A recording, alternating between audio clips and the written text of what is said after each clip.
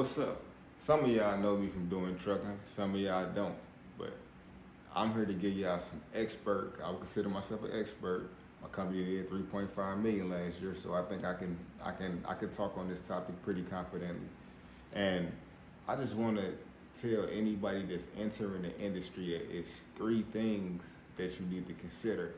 And this is what I call my I3 trucking formula. You got to consider these three things before even getting in. The first thing you need to research is the work. What niche, what work are you trying to perform in the trucking industry? It's too many different ones to go. Most everybody want to go do a dry box truck or either 53-foot dry van. Great. It's very competitive, which means the prices are a little bit low. You might want to consider looking at running reefer loads. Reefer loads, refrigerated, that's food, which is that's a big industry. It pays a little bit more, costs a little bit more for the truck though to get into. You might want to run flatbed. A lot of drivers be too lazy. They don't want to strap and tarp everything, but that freight pays a little bit more. So you might want to consider a couple of other ways that you might want to get in. Now, you might want to consider car hauling. Insurance is higher.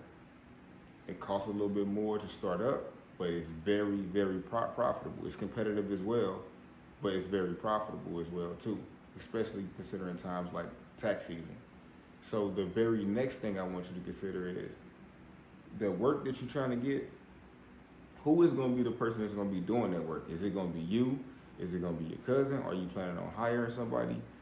You need to make sure that for the work that you get, that you got a driver lined up for that work, because the type of work you got is going to depend on what type of driver you get. And the type of driver you can get is going to be dependent on, the work. So it kind of works together. So it's going to bring me to my third thing. The third thing is that it's the truck. So the whole formula is it has to come work, then driver, then truck.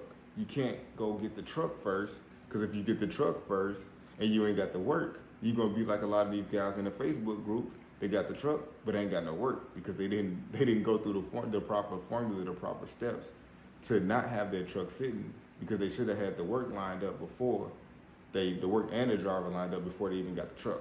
I guess in the case if you the driver, you ain't really got to worry about that, but I'm talking about thinking big, and somebody may be coming in maybe two trucks, or somebody who's looking to be more of like an entrepreneur within the game, not necessarily just somebody who's just trying to be an owner operator within the truck, but this game could work for either scenario. So you got to think, if you end up getting a box truck, that type of work is going to have a driver that's non-CDL. With having a non-CDL driver, you're going to have a way bigger driver pool than going to go start off with an 18-wheeler, which you're going to have a Class A CDL drivers. And to me, a lot of them are divas. Very hard to please them. They think they want to get $2,000 a week locally, so it's a little bit harder to please a CDL driver versus in a box truck. You don't have to worry about that. You might want to consider getting a dump truck or something, because a dump truck will use a Class B CDL driver. Unless it's a Super 18, then you would need a Class A. But your it first comes the work, then it comes the driver, then it comes the truck. So you choose your equipment based off the work that you have lined up already. You can't do it in any other process than that. At least I feel like, in my expertise, I don't think it's a good idea to try it any other way.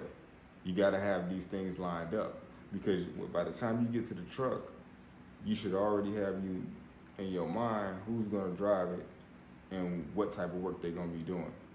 So I got a whole lot more game to give y'all over, but I just figure out this is entry level stuff, because a lot of people trying to get in the game. Just make sure you will save yourself a whole lot of trouble and a whole lot of time if you follow this, what I call the I3 formula. It goes work, then driver, then truck. My name is Coby Pegway. Peace. I'm out.